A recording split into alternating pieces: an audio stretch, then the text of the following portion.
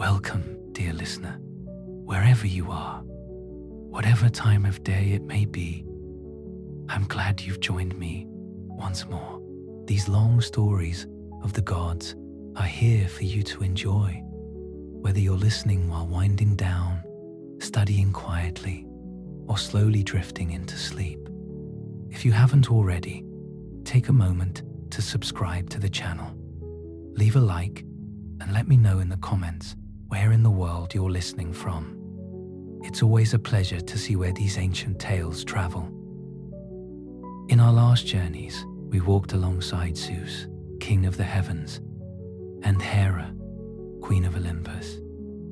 But tonight, our path leads us somewhere different, somewhere deeper.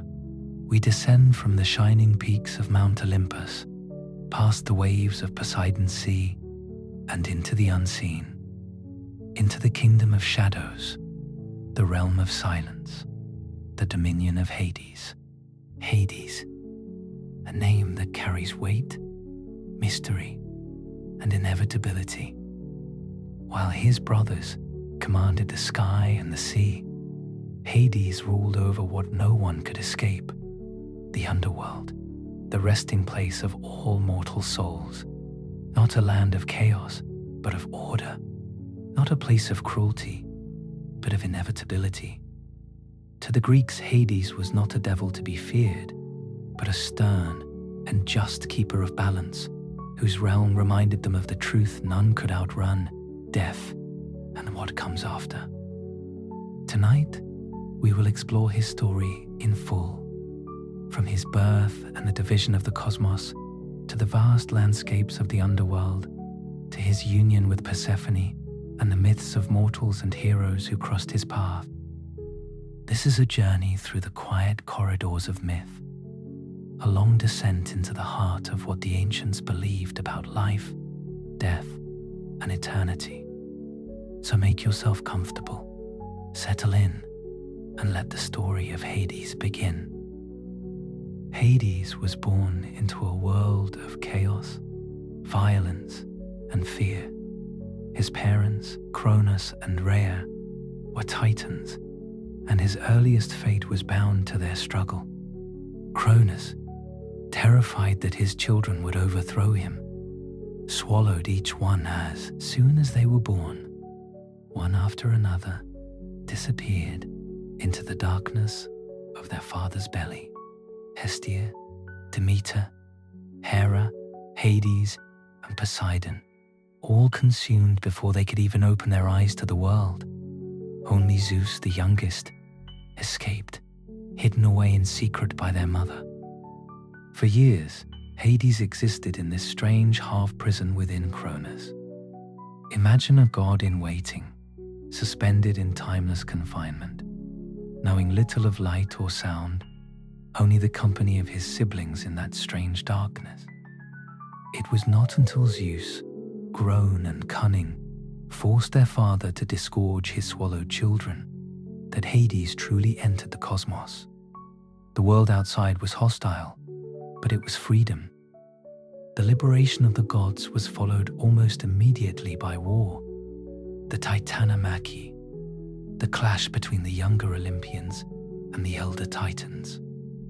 Hades took up arms beside Zeus and Poseidon, united in the rebellion against their father and the old order of gods. For 10 long years the war raged. Mountains were hurled, thunderbolts split the sky, seas boiled with fury. Hades fought fiercely, but not with the lightning of Zeus nor the waves of Poseidon. His weapon was a strange gift from the Cyclopes, the helm of invisibility.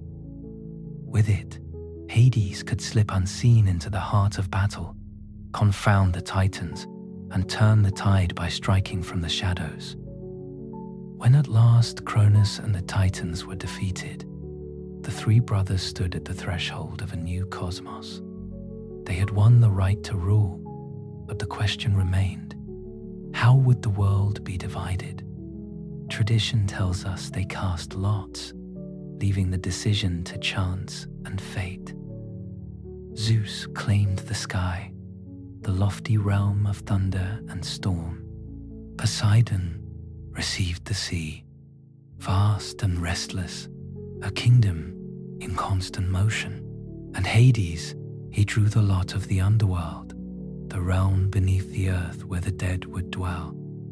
At first glance, this division might seem unequal, even cruel. Why give one brother the heavens, another the oceans, and condemn the last to shadows? But to the Greeks, it was balance. Each domain was essential. Zeus governed life above, Poseidon life upon the waters, and Hades life after death. His kingdom was not lesser, but inevitable, because all beings would one day enter his realm. It was the surest dominion of all, for even kings and warriors would eventually belong to him. Unlike Zeus, whose throne stood upon Olympus, or Poseidon, whose palace shimmered beneath the waves, Hades rarely left his subterranean halls. His realm stretched vast beneath the earth, a mirror to the world of the living. He was not banished there. Rather, he chose to remain, respecting the boundaries of his domain. This too set him apart from his brothers. Where Zeus often intruded upon mortal affairs, and Poseidon stirred seas and lands with temper, Hades kept to his role, silent and steadfast, a ruler less seen than felt. The Greeks did not imagine this as a punishment. Instead, Hades was viewed as 1/3 of the universal order. Sky, sea, and underworld formed a trinity, each necessary, each binding the world together. Zeus might reign in the open, Poseidon in the ever-changing waters, but Hades ruled the most unyielding truth, death. And from this role would flow his fearsome reputation, his misunderstood nature, and the myths that surrounded him for centuries. To understand Hades, one must understand his realm. The underworld was not simply a place where souls drifted after death. It was a carefully imagined landscape, layered with rivers, gates, guardians, and destinations that reflected the Greek vision of existence after life. It was vast, mysterious, and essential to the order of the cosmos. When the Greeks spoke of death, they often used the name of Hades to mean both the god and the place itself. The underworld was his domain, and though most mortals dreaded it, they also acknowledged it as inevitable. Death was not the end of existence, but a transition into his kingdom. The journey began at the borders of life, where the souls of the departed were guided downward. There, the first figure encountered was Charon, the grim ferryman of the dead.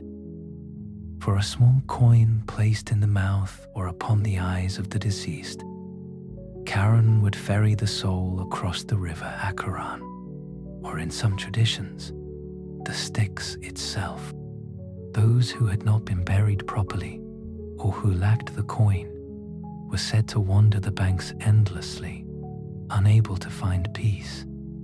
This belief made burial rites sacred, for to deny someone a proper passage, beyond the river stood the gates of the underworld, guarded by Cerberus, the great hound with 3 heads, his serpent's tail lashing behind him. Cerberus was not a tormentor of the dead, but their guardian. He allowed souls to enter, but never to leave, ensuring the natural balance remained unbroken.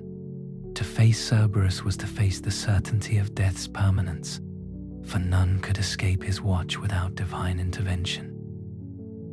Within the gates stretched a landscape both haunting and diverse. At the heart of the underworld lay the Asphodel Meadows, a wide, grey plain where the majority of souls dwelled. These were not great heroes nor wicked villains, but ordinary men and women who had lived average lives. Their existence after death was one of quiet neutrality.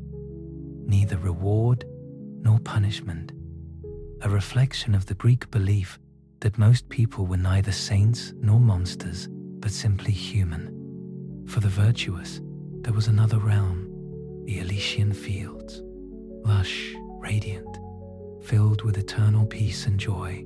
Elysium was reserved for the heroes, the righteous, and in later traditions, those favored by the gods. Some poets described Elysium as lying at the ends of the earth, others as deep within Hades' realm. To enter Elysium was to find eternal reward, a rare gift. And in later thought, those who achieved Elysium could even be reborn, living righteous lives again and again until they at last won release into eternal bliss. Yet the underworld also contained Tartarus, the deepest pit, a place of darkness reserved not for mortals, but for the enemies of the gods. Here the Titans languished in chains after their defeat. Here, monstrous beings like Typhon were bound. Later poets would also place wicked mortals here. Tantalus, Ixion, Sisyphus, each enduring endless punishments that matched their crimes. Tartarus was not the rule, but the exception, a realm of extreme justice rather than a universal hell. Binding all these places together were the rivers, 5 in number, the Styx, river of oaths, upon which even the gods swore, unbreakable in its sanctity. The Lethe, river of forgetfulness, where souls drank to wash away memories of their mortal lives. The Acheron, river of woe, crossing into the realm itself. The Cocytus, river of lamentation, echoing with sorrowful cries. And the Phlegethon, river of fire, flowing with flames yet never consuming itself.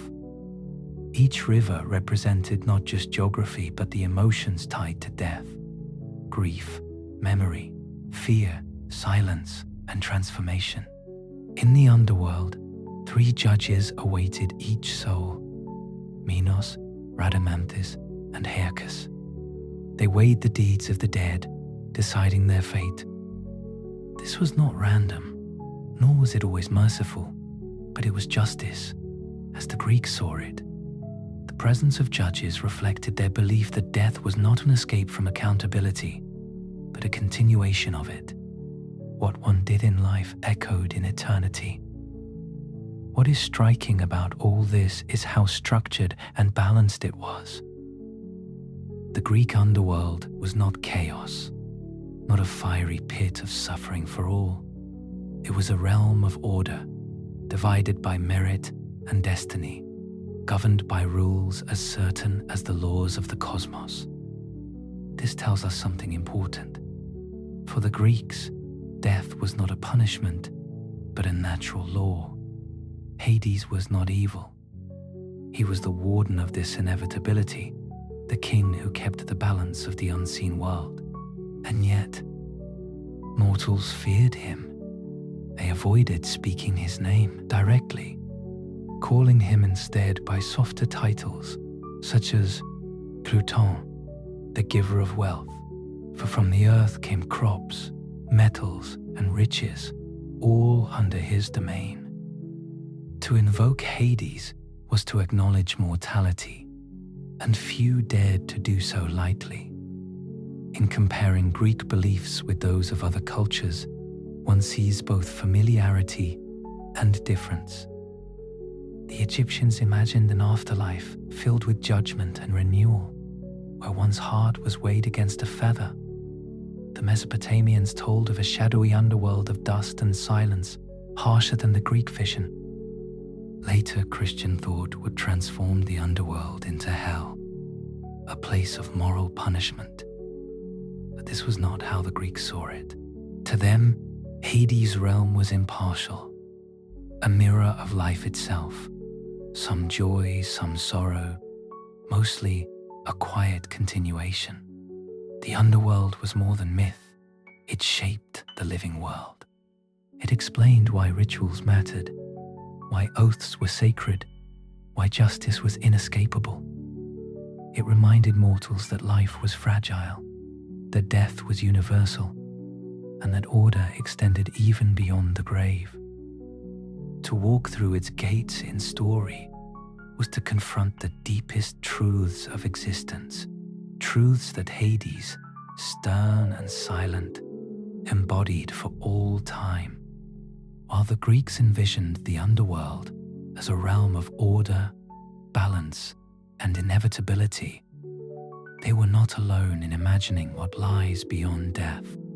Across cultures, humanity has always sought to explain the fate of the soul, and by comparing Hades' kingdom with other mythologies, we uncover striking similarities and profound differences. Let us begin in Egypt, a land where the Nile nourished life, and where death was not an end but a continuation. In Egyptian belief, the soul journeyed through the Duat, a perilous realm filled with trials and guardians. At its heart lay the judgment of Osiris, the god of the afterlife. The deceased's heart was weighed against the feather of Ma'at, the principle of truth and justice. If the heart was lighter, the soul entered paradise, a land of eternal fields, green and fertile, much like the Elysian fields of Greek thought. If the heart was heavier, it was devoured by the monster Amit, and the soul ceased to exist. Unlike Hades' underworld, where nearly all souls found a place, the Egyptian afterlife carried the possibility of complete annihilation, a terrifying prospect. Now, let us travel north to the icy worlds of the Norse. Here the dead who did not fall gloriously in battle were sent to Hell, ruled by the goddess of the same name. Hell's realm was not a fiery punishment, but a cold, shadowy land where souls lingered in gloom. Like the Asphodel Meadows, it was a place for the ordinary dead, those neither heroes nor villains. Yet the Norse also believed in Valhalla, a paradise of warriors chosen by Odin. This dual vision, a neutral afterlife for most, and an exalted realm for the chosen few, mirrors the Greek division between the meadows of Asphodel and the radiant Elysium. Further west, in the lands of Mesoamerica, the Aztecs imagined Mictlan, the great underworld ruled by Mictlantecutli and his consort Mictecacihuatl. Souls descended through 9 treacherous layers, facing trials that took years to overcome. Unlike the Greeks, who divided souls by moral worth or heroism, the Aztecs determined one's afterlife by the manner of death. Warriors who died in battle joined the sun in its eternal journey, while those who died ordinary deaths embarked on the long, arduous descent into Mictlan. In this vision, death itself shaped destiny more than character or deeds. What unites all these visions, Egyptian, Norse, Aztec, and Greek, is the belief that the afterlife is structured, not chaotic. Each culture imagined guardians, rivers, judges, or trials that separated the living from the dead. Each envisioned rewards for the few and a more ordinary fate for the many. And each used the afterlife to reflect values of the living world. Justice for the Egyptians, valor for the Norse, the manner of death for the Aztecs, and balance for the Greeks. By placing Hades' realm among these global visions, we see how universal the quest for meaning in death truly is. The Greeks may have feared to speak his name, but their belief in the order of the underworld gave them certainty. Death was not chaos, but law, not an accident, but destiny. And in this, they shared something profound with all humanity: the need to believe that what comes after life has meaning, shape, and purpose. When we think of Hades, the mind often leaps to images shaped not by ancient myth, but by modern imagination. In films, novels, and popular culture, he is frequently cast as a dark villain, scheming in the shadows, embodying malice and cruelty. Yet if we step back into the ancient sources, if we listen carefully to what the Greeks themselves believed, we find a far more complex figure. Hades was not evil. He was not a tempter of men, nor a tyrant delighting in suffering. Rather, he was austere, impartial, and inevitable, the embodiment of death's certainty. Unlike his brothers Zeus and Poseidon, Hades was not a god of the living world. He did not hurl thunderbolts or stir the waves of the sea. His dominion lay in silence, far removed from Olympus. This distance fostered a reputation for severity. The Greeks rarely prayed directly to him, fearing that to speak his name might invite misfortune. Instead, they used euphemisms. They called him Pluton, the giver of wealth. For from the earth's depths came precious metals and fertile soil. This name softened his image, presenting him not merely as a lord of the dead, but as one who enriched life above through the resources hidden below. The personality of Hades is marked above all by his sense of justice. He does not choose who dies, nor when they die. That responsibility belonged to the Moirai, the Fates, who cut the thread of life at its appointed time. Hades' role was to receive the dead, to ensure they entered the proper realms of his kingdom. In this, he was a figure of neutrality. Unlike gods such as Ares, who reveled in conflict, or Dionysus, who inspired ecstasy, Hades remained constant and unyielding. He was the immovable boundary between life and death. There are, however, glimpses of emotion within the myths. The tale of Persephone, perhaps the most famous involving Hades, reveals not a heartless tyrant, but a god capable of desire, longing, and even compromise. His abduction of Persephone, though troubling to modern eyes, was not intended as an act of cruelty, but as a desperate attempt to secure companionship in his lonely realm. With her presence, the underworld was transformed. It became not only a place of endings, but also of cycles, of return, and of renewal. Persephone's annual descent and ascent gave the world its seasons, binding Hades to the rhythm of life itself. In the Orphic tradition, a more mystical side of Hades emerges. Here he is depicted as a necessary force of purification, a gatekeeper through whom souls must pass before attaining higher forms of existence. In this light, he is not only feared, but revered, a guardian of cosmic order. Such interpretations suggest that Hades was far more than a grim jailer. He was a crucial part of the harmony that sustained the cosmos. If Zeus symbolizes authority and Poseidon power, Hades represents inevitability. His very silence carries weight. Where other gods boasted of their exploits, Hades needed no boasting. The certainty of death was proof enough of his strength. And so, while mortals prayed fervently to Zeus for victory, or to Poseidon for safe passage, they approached Hades with hushed tones, offering sacrifices in secret. To worship him openly was to confront mortality too directly, a truth most preferred to keep at a distance. Hades, then, is a god misunderstood when viewed through the lens of modern villainy. He was feared, yes, but also respected. He governed not by cruelty, but by necessity, not by ambition, but by duty. In the grand structure of the cosmos, he was the quietest of the three brothers, and yet perhaps the most certain. For kingdoms may rise and fall, Seas may rage and calm, but death comes for all. And in death's shadow, Hades waits, not as an enemy, but as a keeper of balance. Perhaps no myth illustrates Hades' character and domain better than the story of Persephone, the daughter of Demeter. In Greek thought, this was more than a tale of abduction. It was a story about balance, inevitability, and the rhythms of life and death.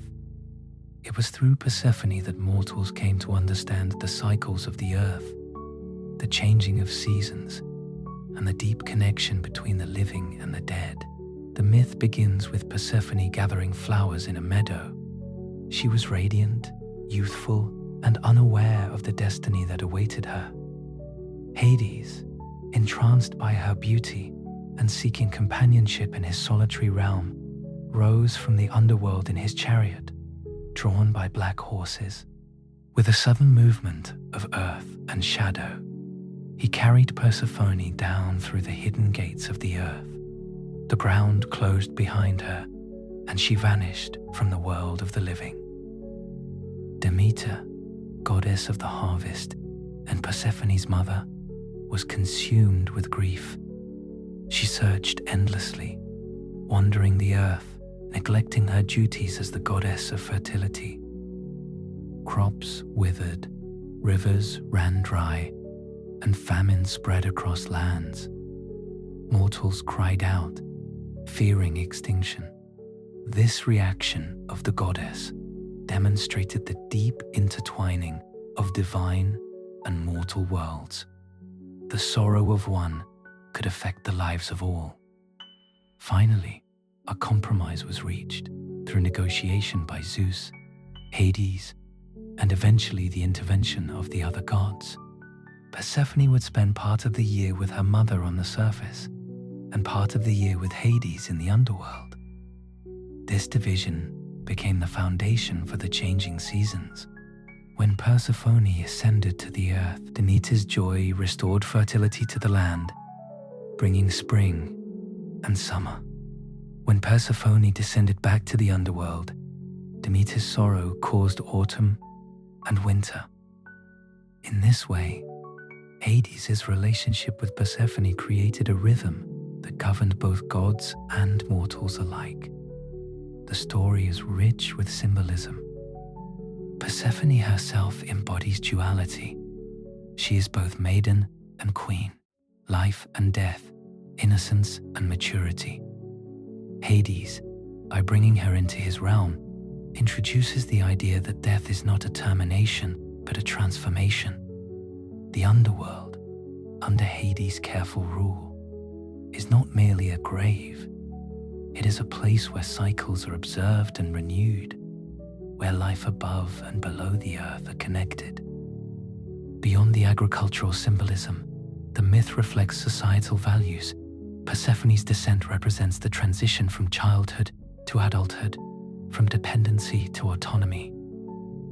Hades' role as her consort is not purely domineering. He is a stabilizing force, providing order in a realm that requires it. Mortals, through observing this story, were reminded that some powers are beyond human control, that balance and inevitability govern the world, and that even sorrow has purpose. The abduction and eventual compromise also allow us to explore Hades' subtle emotional depth. Though he enters the story as a fearsome figure, the myth portrays him as patient and just. He does not kill Persephone, nor does he abuse his power in ways that violate cosmic law. He follows rules, respects divine negotiation, and fulfills his role with precision. His dominion over the dead is mirrored by his measured conduct in life and death matters. This myth also illustrates Hades' connection to other gods. Demeter's grief demonstrates the influence of family and emotion on divine behavior. Zeus, ever the mediator, shows how Hades interacts with his siblings, not as a tyrant challenging authority, but as a participant in a larger system of divine balance. And Persephone, though central to the mortal understanding of the story, becomes a bridge between the living world and the underworld, illustrating that Hades' realm is not entirely isolated. It intersects with life above. The story's resonance continued for centuries. Mystery cults, such as the Eleusinian Mysteries, celebrated the myth of Demeter and Persephone with secret rites, promising initiates hope for life after death. Hades' role, though shadowed in secrecy, was central. Through him, the mysteries of mortality and regeneration were made tangible. His name, feared yet revered, became synonymous with the inevitability that shapes all existence. In this way, the myth of Persephone is inseparable from the identity of Hades himself. The god of the underworld is not merely the end of life. He is a facilitator of cycles, a ruler of rhythm, a sovereign whose presence ensures that life, death, and rebirth remain intertwined. To understand Hades is to understand that endings are not final, and that even in shadow, there is structure, purpose, and continuity. Hades' underworld, while often feared, was occasionally visited by mortals, heroes whose courage, cleverness, or destiny allowed them to enter the realm of the dead and return to the living. These journeys reveal much about Hades himself, his strict governance, his sense of order, and the subtle mercy he could show. One of the most famous visitors was Orpheus, the musician whose love for Eurydice transcended death. When Eurydice died from a snake bite, Orpheus descended into the underworld, carrying nothing but his lyre and his sorrow. His music, sweet and sorrowful, softened the hearts of the judges, Minos, Rhadamanthys, and Aeacus, and even moved Hades himself. The king of the dead agreed to allow Eurydice to follow Orpheus back to the living world on one condition. He must not look back at her until they had fully emerged. Tragically, Orpheus's doubt and longing caused him to glance, and Eurydice vanished forever.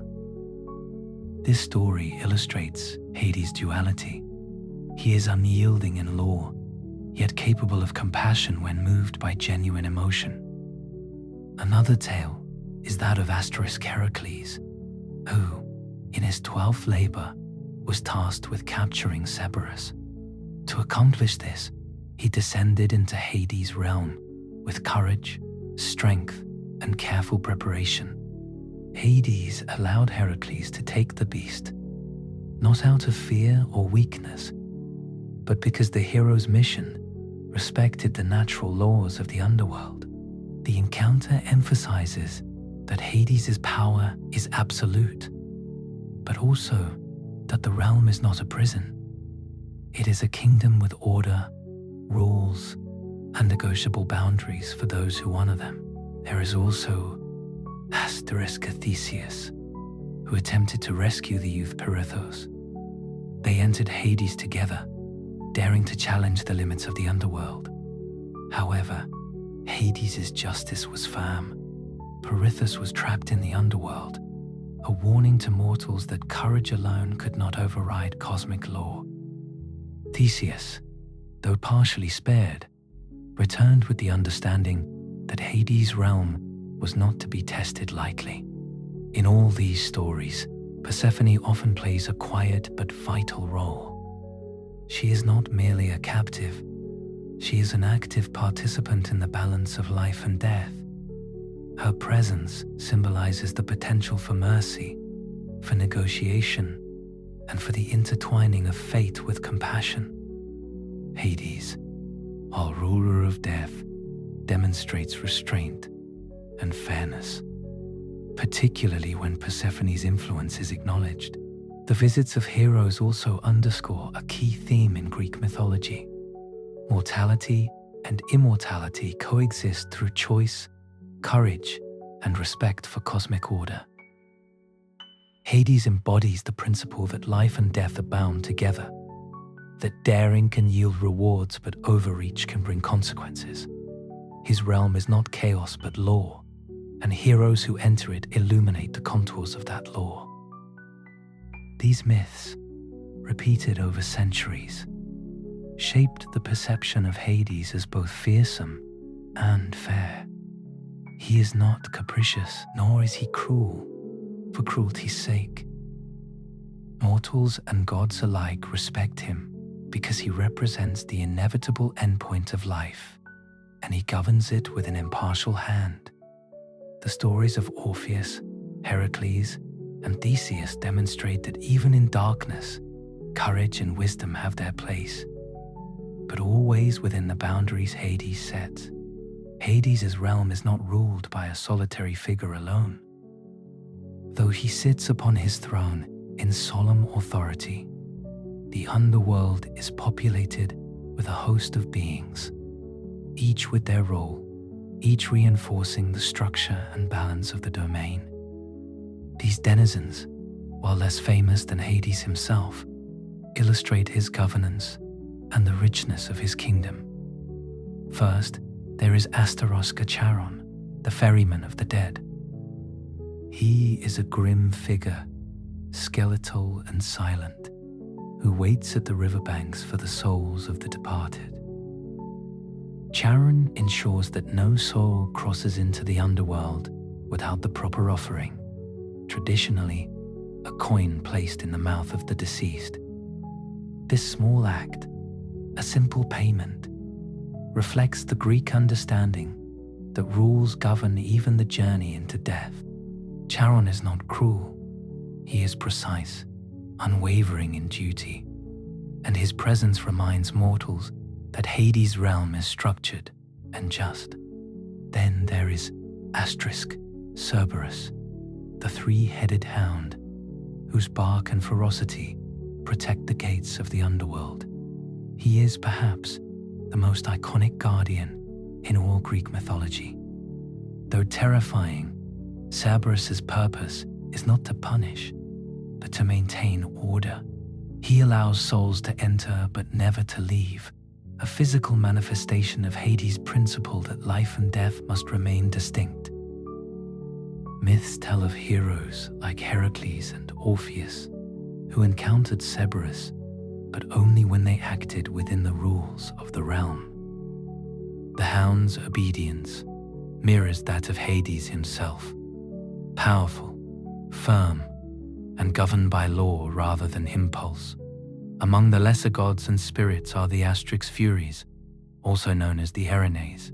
They are fearsome entities who pursue and punish those who have committed grave offenses, particularly familial crimes. Though their presence is often associated with terror and vengeance, they serve a necessary role. By enforcing moral consequences, they maintain the integrity of Hades' domain. The Furies, like Hades, are impartial. They act according to principle, not personal whim, ensuring that justice permeates even the deepest shadows.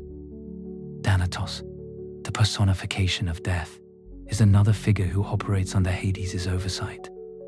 He is calm and inevitable, guiding souls toward their appointed place in the underworld. Unlike the Furies, Thanatos does not punish. He merely ensures the smooth passage from life to death. In literature, he is often described as quiet, gentle, and tireless, embodying the inexorable nature of mortality. Hades, though more imposing, respects this role, demonstrating his ability to govern without constant intervention. A king confident in the order he has established, Hades' realm also hosts spirits of the dead themselves. In the Asphodel Meadows, most souls dwell quietly, neither blessed nor cursed. Their presence is essential. They remind the living of the universality of death and the impartiality of Hades' reign. In Elysium, the heroic souls shine, illustrating reward for courage and virtue. In Tartarus, the punished serve as warnings, embodying the consequences of defying cosmic or divine law. Hades oversees all of these states with a watchful eye, yet rarely acts directly to interfere. His authority is enough to maintain balance. Other minor deities associated with the underworld include Hapnessus, the god of sleep, and his twin, Hapnessus, whose close work with Hades underscores the Greek link between sleep and death. Even Persephone, though technically a queen rather than a minor god, functions as a mediating force, her presence softening Hades' kingdom and allowing interaction with the living, particularly in tales of heroism or divine negotiation. Hades' denizens illustrate a world that is neither chaotic nor cruel by default. Instead, each plays a role in a meticulously organized system. Mortals, heroes, and gods alike must respect these entities and the rules they enforce. By creating this network of beings, the Greeks conveyed that even in death, Hades himself is both sovereign and regulator, a god whose power is expressed not through constant action, but through structure, authority, and the trust that all within his domain fulfills its purpose. In stories, interactions with these denizens often reveal more about Hades than about the spirits themselves.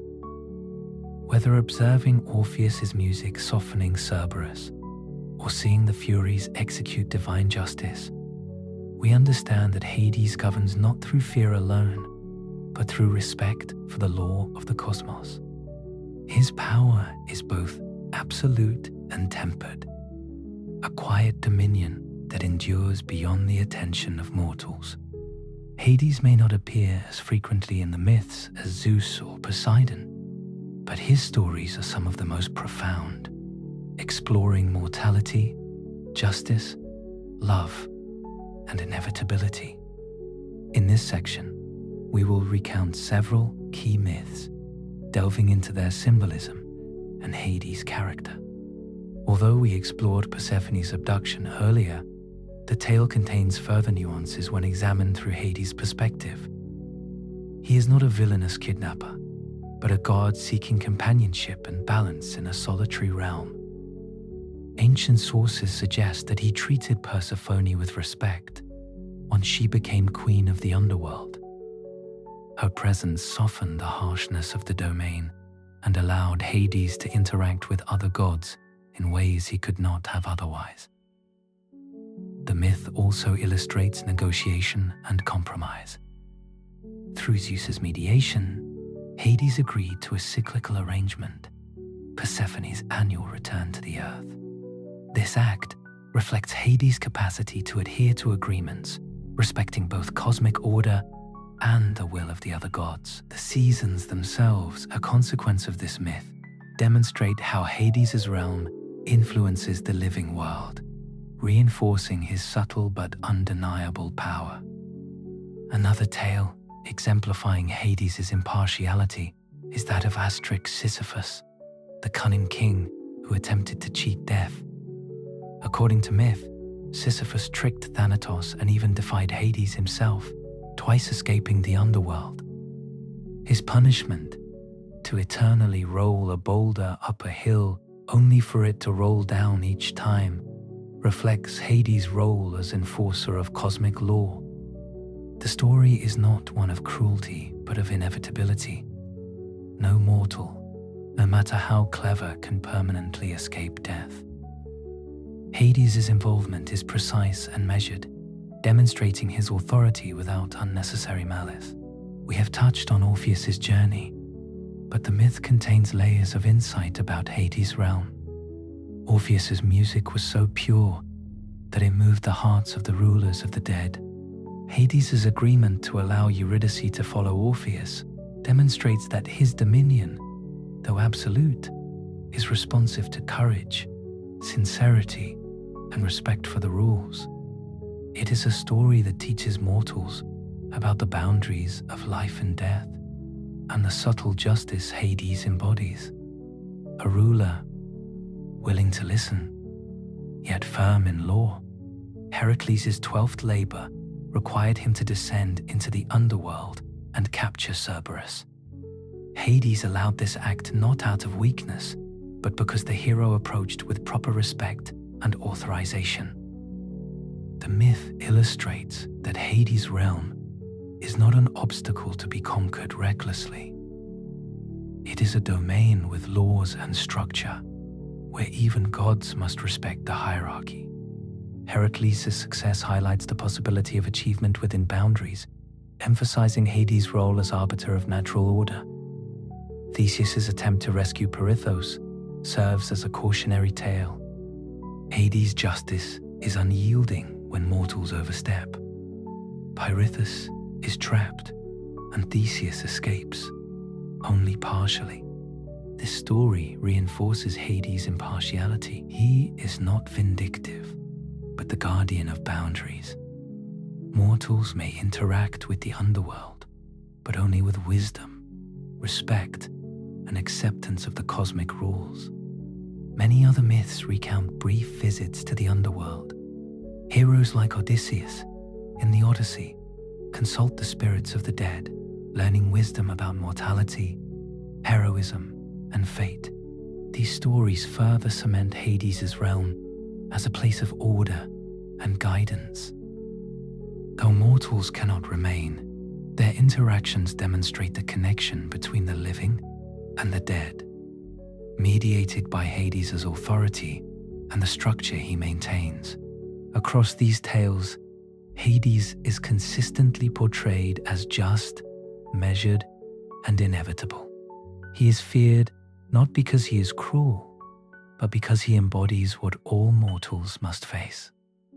His realm is both a warning and a reassurance, a place where order persists, where the dead are accounted for, and where the consequences of actions, cunning, or heroism are fully realized.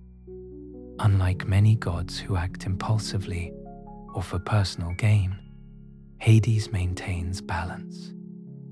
Mortals and deities alike must acknowledge his dominion, reinforcing the idea that life and death exist in a carefully maintained cosmic structure. Among the lesser-known myths is that of Melino, a goddess of ghosts and nightmares, sometimes described as the daughter of Persephone. In some accounts, Hades' influence indirectly extends to Melanoi, as her presence manifests the liminal space between the living and the dead. She is associated with spirits who wander the world at night, reminding mortals that Hades' realm is not confined to the underworld alone. Through these subtle stories, we see that Hades' dominion shapes the unseen aspects of life, not through overt punishment, but by maintaining order between realms. The myth of the Danaiads, the 50 daughters of Danaus, illustrates another facet of Hades' justice. When the daughters murdered their husbands on their wedding night, they were condemned to an eternal punishment, filling a vessel that never becomes full. This eternal labor took place in Hades' domain, under his oversight. While some interpret the myth as highlighting divine cruelty, it is equally valid to view Hades as executing cosmic balance. The punishment is precise, never arbitrary, a demonstration of law, not malice. In the Odyssey, Odysseus travels to Hades to consult the dead. This journey illustrates the underworld as a source of wisdom, not merely fear. The shades of heroes and kings provide guidance, revealing how mortality and legacy intertwine. Hades, as ruler, ensures that the living cannot permanently remain, but allows meaningful interaction for those with a purpose. The narrative demonstrates Hades' measured approach. His power is absolute, yet he can permit exceptions that serve cosmic order. The story of Alcestis further expands Hades' role in mortal affairs. Alcestis, offers her life in place of her husband, Admetus. Her bravery and selflessness move Hades to allow her return from the underworld, albeit temporarily. This tale highlights Hades' capacity for flexibility, responding to virtue without compromising the structure of his domain. The myth suggests that even in the face of death, there is room for negotiation when it aligns with cosmic balance, reinforcing Hades' image as a ruler of justice rather than fear. Many myths emphasize Hades' relationships with other Olympians. For example, when gods like Zeus or Demeter intervene in the underworld, Hades respects the cosmic hierarchy. In some stories, Athena and Hermes act as intermediaries during mortal visits, yet Hades' authority remains intact. These interactions portray him as firm but fair, capable of negotiation without undermining his realm. Across all these stories, Hades embodies inevitability, order, and impartiality. Mortals encounter him as an endpoint, a gatekeeper, and sometimes a negotiator. Heroes who venture into his realm teach lessons about courage, respect, and humility. His domain is a mirror for life itself, structured, consequential, and inevitable. By examining the breadth of these myths, it becomes clear that Hades is not a simple villain, but a god whose power ensures balance between life and death, order and chaos, mortality and immortality. Some recurring motifs stand out. First, Astamus' mortality is universal. No hero, god, or mortal can escape Hades' reach indefinitely. Second, asterisk order and law prevail. Punishments, rewards, and restrictions are measured, consistent, and purposeful. Third, asterisk negotiation is possible, particularly when aligned with virtue, courage. These patterns reinforce Hades' identity as a god whose power is absolute, yet tempered by justice, whose domain is dark but meticulously ordered. Despite his importance, Hades was not widely worshipped in the same way as Zeus, Athena, or Apollo. His domain, the underworld, was feared, and mortals rarely approached him directly. Yet, traces of his cult and veneration existed across Greece, and they reveal much about how the ancients understood death, fate, and divine authority. Temples dedicated solely to Hades were rare. Unlike other Olympian gods, he was not honored with grand festivals or open sanctuaries. Instead, worship often occurred in secret or at night, and sometimes within spaces associated with death or burial. Sacrifices were offered at grave sites or at small altars. Offerings typically included black animals, goats, sheep, or bulls, as the color symbolized death and the connection to the underworld. This discretion reflects the deep respect and fear mortals held for Hades' domain. In addition to these private rituals, Hades' influence was observed indirectly through the worship of Persephone. Her cult, particularly in Eleusis during the Eleusinian Mysteries, honored both life and death, fertility, and the cycle of the seasons. Initiates participated in secret rites that promised a blessed afterlife, showing that Hades' realm was not only a place of endings, but also of spiritual continuity.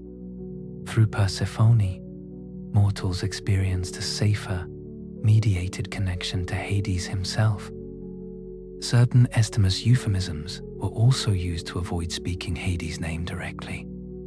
Calling him Pluton, or the Wealthy One, highlighted his role as a god of the earth's hidden riches and softened his fearsome image. This practice indicates a nuanced understanding. Hades was simultaneously the lord of death and the provider of life's subterranean gifts, metals, fertile soil, and precious minerals. Priests and priestesses associated with Hades or Persephone often served as intermediaries, conducting rituals and offerings on behalf of the living. Their knowledge of funerary practices and proper rites ensured that the dead were respected and that Hades' domain remained orderly. By following these rites, mortals demonstrated reverence and avoided invoking misfortune. In art and literature, depictions of Hades were less common than those of other gods, but they emphasized his astric authority and solemnity. Vases, reliefs, and sculptures often show him enthroned, sometimes with Persephone beside him, holding a scepter or key to symbolize his dominion over the dead. These representations reinforced his status as a measured, just ruler, whose power was absolute, yet balanced by law and structure. The secrecy and subtlety of Hades' worship highlight a key cultural principle. Death was to be acknowledged, respected, and carefully approached. Unlike gods of war or fertility, Hades demanded reflection rather than celebration. His cult, while understated, reveals a profound understanding of mortality, cosmic order, and the responsibilities of both gods and mortals. Through these practices, Hades' influence permeated Greek life. While mortals rarely prayed to him openly, the rituals and rites ensured that his authority was recognized. Silent reverence, the careful sacrifices, and the euphemistic names all testify to the duality of his nature. Fearsome yet just, dark yet essential, distant yet intimately connected to the rhythms of life and death. As Greek mythology spread and evolved, the image of Hades transformed alongside cultural and artistic developments. While in Greece he was feared yet respected, the Romans adopted him as asterisk Pluto, the god of wealth and the underworld. The name Pluto emphasized his association not just with death, but also with the subterranean riches of the earth, metals, fertile soil, and hidden treasures. This duality mirrored the Greek understanding of Hades as both the ruler of the dead and the overseer of life's unseen resources. In classical art, Hades is often portrayed with asterisk a solemn, regal demeanor, usually seated upon a throne or holding a scepter. His depictions frequently include Persephone at his side, highlighting the partnership that defines much of his mythos. In some representations, Cerberus crouches nearby, symbolizing his authority over the gate to the underworld, while other minor figures, Thanatos, the Furies, or spirits of the dead, these images communicate the gravity, order, and balance that Hades embodies. Roman poets and playwrights often treated Pluto in a similar fashion. He remained a god whose realm was feared yet just. Writers like Ovid and Virgil elaborated on the moral and ethical aspects of the underworld, showing that the consequences of mortal actions extended beyond life. The myths preserved Hades' central characteristics: impartiality, authority, and the embodiment of inevitable law. During the Renaissance, Hades continued to appear in paintings, often under the guise of Pluto. Artists used his imagery to explore themes of mortality, wealth, and human ambition. Paintings depicted him in dark, shadowed settings, sometimes with Persephone or the fruits of the earth, illustrating the interconnectedness of life, death, and renewal. These works reinforce the idea that Hades' dominion was not only feared, but also a necessary, universal aspect of existence. In literature and art, Hades' legacy influenced storytelling and moral lessons for centuries. While his presence remained shadowed, the themes of balance, inevitability, and justice persisted. Through these depictions, both Greek and Roman societies communicated that death is not chaotic, but governed by rules, overseen by a sovereign who ensures order and cosmic harmony. Thus, Hades' transformation into Pluto and his continued presence in art and literature illustrate the enduring impact of his mythology. From the shadows of Greek tombs to the grand narratives of Roman poetry, Hades' figure reminds mortals and gods alike that the underworld is a realm of structure, law, and profound significance, a kingdom where life, death, and the unseen riches of the earth coexist under his careful watch. Hades teaches us many lessons, both through the myths of his domain and the stories of those who encounter him. Above all, he embodies mortals and heroes may act with courage, cunning, or devotion, yet none can escape the ultimate reality of life and death. Hades' presence is a reminder that mortality is universal, impartial, and unavoidable, and that true wisdom comes from respecting these natural laws. His myths also highlight how to balance injustice. Punishments, rewards, and limitations are applied with precision, not malice. Sisyphus, Orpheus, Heracles, and Persephone's stories all illustrate that actions carry consequences and that Hades governs with fairness rather than cruelty. Even in darkness, there is structure, and within his realm, law and order prevail. Hades' realm, though shadowed, is not devoid of depth or meaning. It is a kingdom of reflection, consequence, and opportunity for understanding. Heroes who enter his domain emerge with wisdom, and mortals who honor the dead and the cycles of life live with an awareness of their own place in the cosmos. Through this lens, Hades is not simply fearsome, he is profound, a figure whose presence encourages respect for the delicate balance between life and death. In art, literature, and ritual, Hades' legacy persists. He reminds us that power can be quiet and steady, that authority does not require constant display, and that the unseen, the hidden aspects of life and the earth hold as much significance as what is visible. His myths resonate across centuries because they confront the eternal questions of existence: mortality, justice, and the delicate order of the cosmos. As this story draws to a close, take a moment to reflect on the enduring lessons of Hades and his realm. The myths of the underworld, the journeys of heroes, and the governance of the dead all point to a universe where balance reigns, and where life and death are intertwined in a careful, eternal dance. Thank you for joining this journey into Hades' domain. If you enjoyed this exploration of Greek mythology, consider subscribing, liking, and commenting where you are listening from. Your support helps continue these calm, detailed stories of gods, heroes, and the worlds they inhabit. May the wisdom of these tales linger with you as the cycles of life, death, and story continue on. Good night.